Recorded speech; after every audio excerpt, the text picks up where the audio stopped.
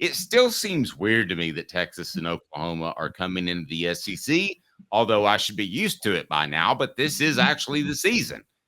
Texas and Oklahoma are coming into the SEC. That sounds bizarre still, but it's happening. Which school shakes up the SEC status quo the most, John? Short term and then long term. Well, I think if you look at all sports, Texas, because it's so good in everything, it could win the Directors Cup every year. It's always in contention for that. It's really intent on being good at everything, and it has all the resources to do that. So it's going to affect, women's basketball, um, eh, softball. Even Oklahoma has a dominant softball program, but Texas is really good now too. So, yeah, I think though it's the combination when this was I think the initial reaction from a lot of people in the SEC when these teams were joined in the league, and it seems as though it was about 10 years ago that we've been waiting for this, that it was announced so long ago that they were in fact coming into the league. But I think the reaction was, well, they're about to experience a different world in college football. They're not in the Big 12 anymore. But I think the SEC uh, is going to have problems itself in dealing with Oklahoma and Texas. It's really going to toughen up this league because now you've got two more programs that can be really good, that can compete for championships in football. And I think the greatest impact it's going to have, maybe short term and even more so long term, when you look at the midsection of the SEC, and you, let's take in football, let's say Kentucky.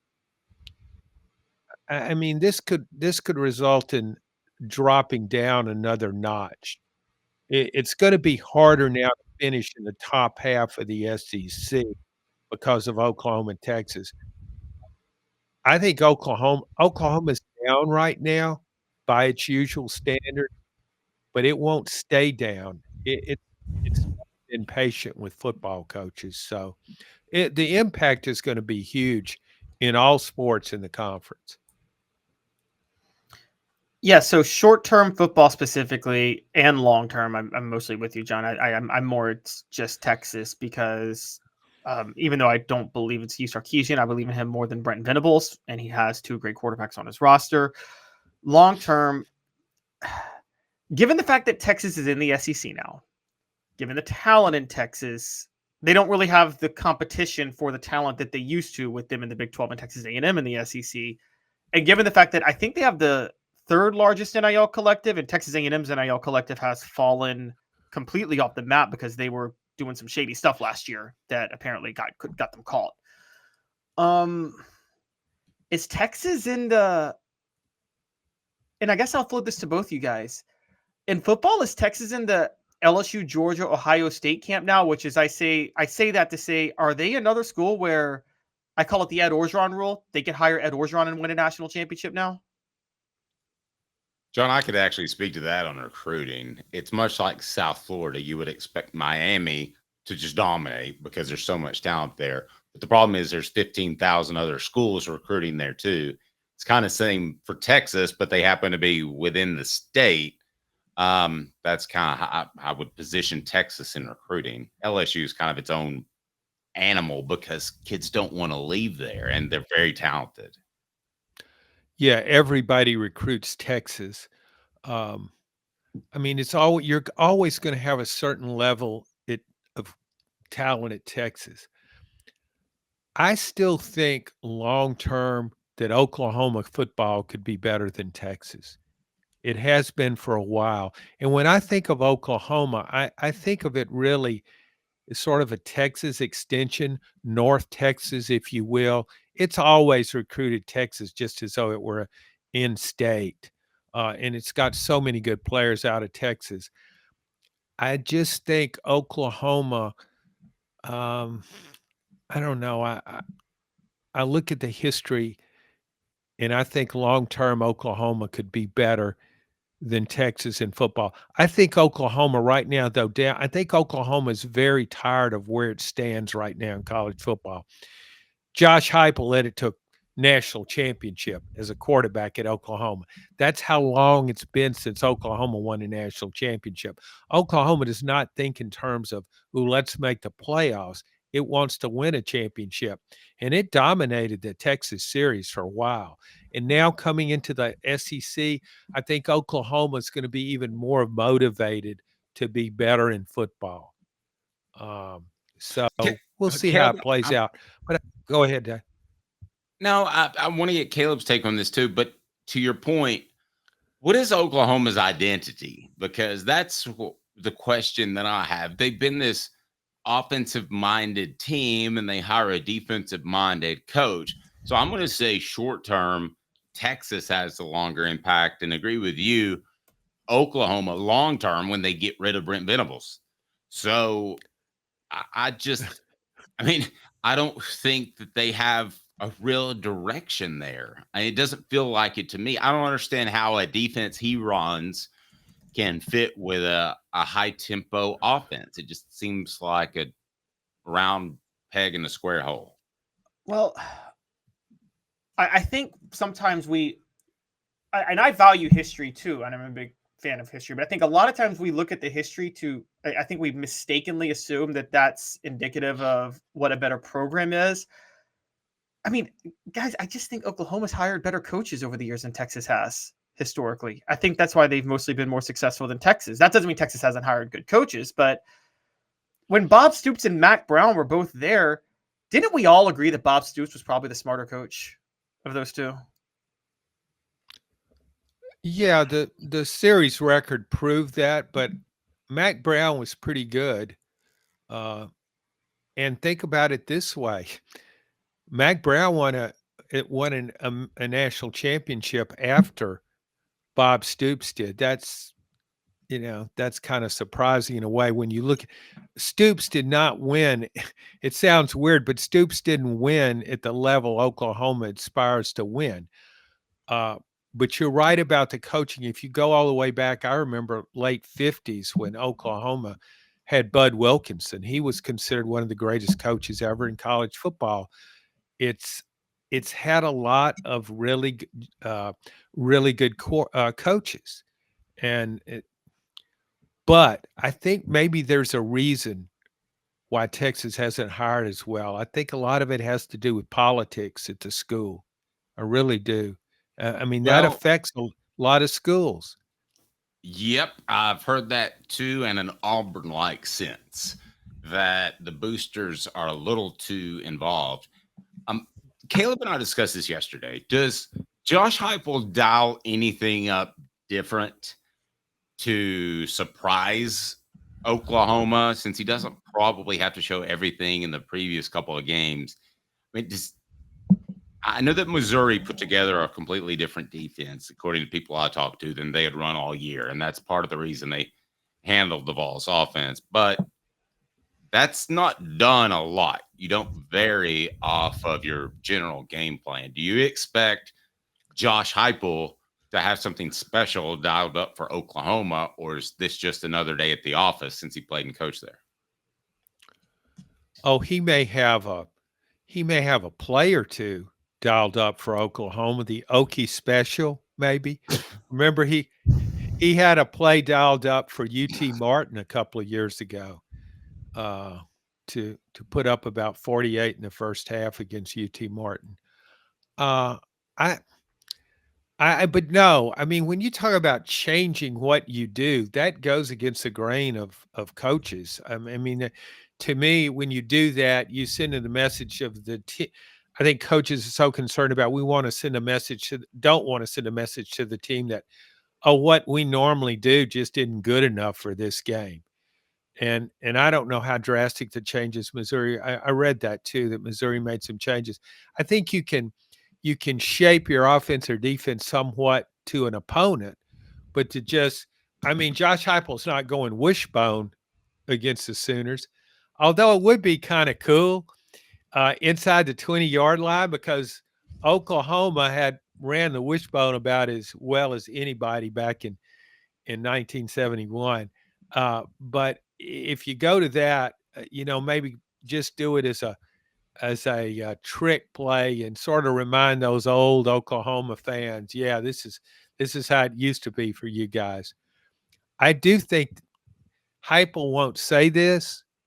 He doesn't say much at press conferences or anywhere else. He won't say this game is special, but it is. Yeah, I mean, it absolutely has to be. We asked this question too, and Caleb said, Caleb, don't let me put words in your mouth. Correct me if I'm wrong. That the season is a disaster if they lose at Oklahoma. Yes. Yeah, and he's agreeing with it. Now, my argument, if they lose a close game by 1 on the road to a ranked opponent, that doesn't really affect the season. My argument was it depends how you lose. Well, no, I don't think that at all, because I think it's a road game against what should be a pretty good team, not the best team on your schedule, but a pretty good team. And despite Heupel's Oklahoma connection, I mean, that's a game you could lose, but you could lose that game and lose maybe to Georgia and still make the playoffs. So if you beat Alabama and win the rest of the games, you're okay. I think it would also, because of the timing of the game, mid-September, I don't think it will have that overall impact. I think it will really bother Josh Heupel if he loses that game.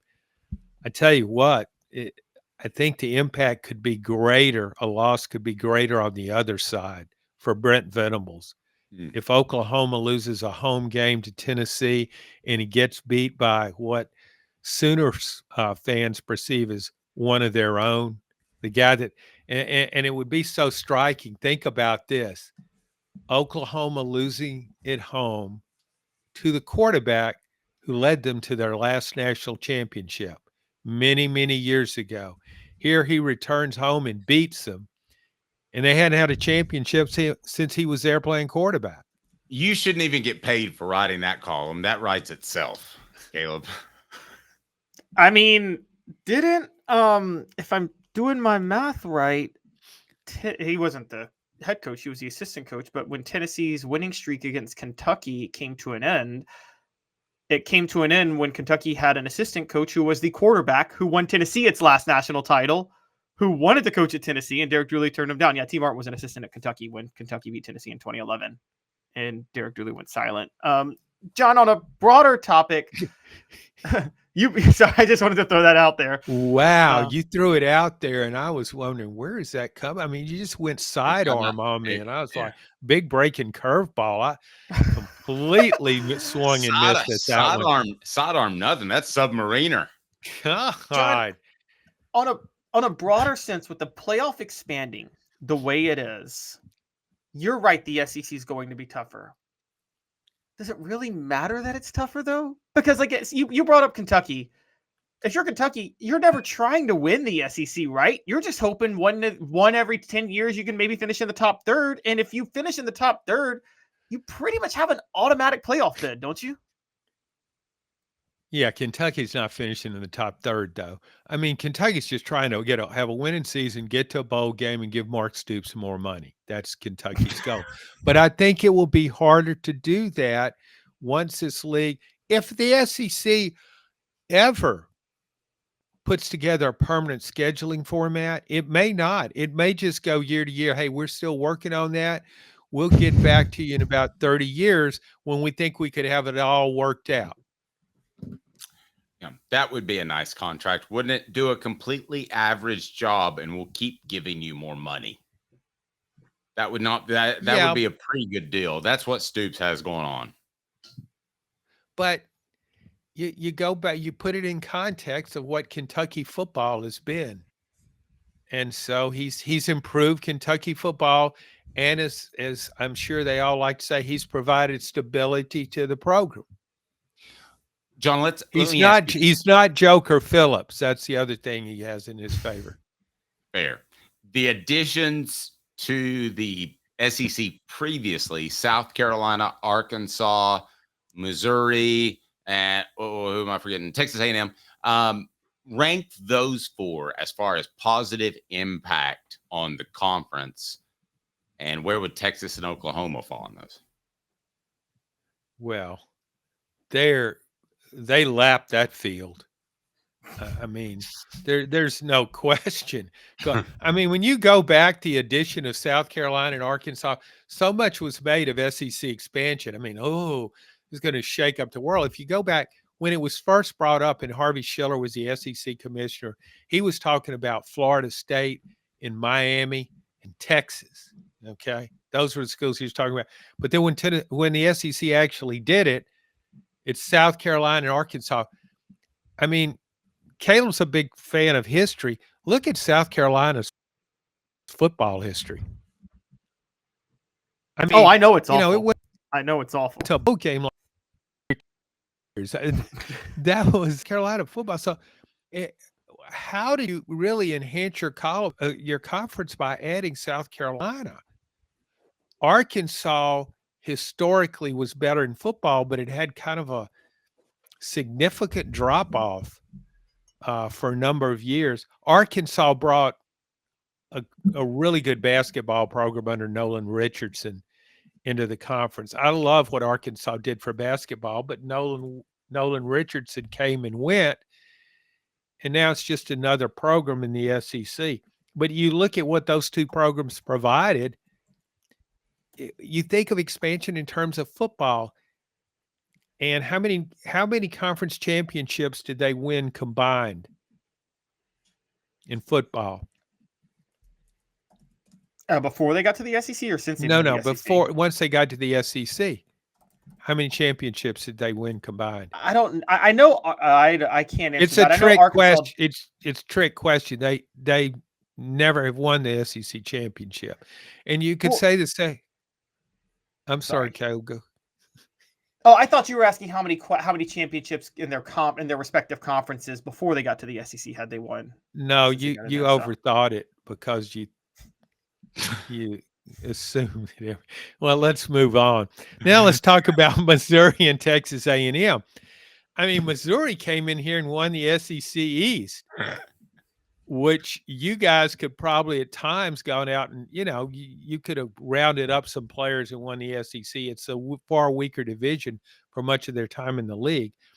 But how many conference championships in football have Missouri and Texas A&M won combined since they've been in the SEC? How many conference championships in football have they won combined? Those four would be the 0. Now, how long have they been in the SEC? Too long. Okay, too long. But do the math real quick, Caleb. When did they come in the SEC? 92 would be Arkansas, South Carolina. 32, 12, and 0 with Texas and Oklahoma. Okay, so there have been 44 seasons.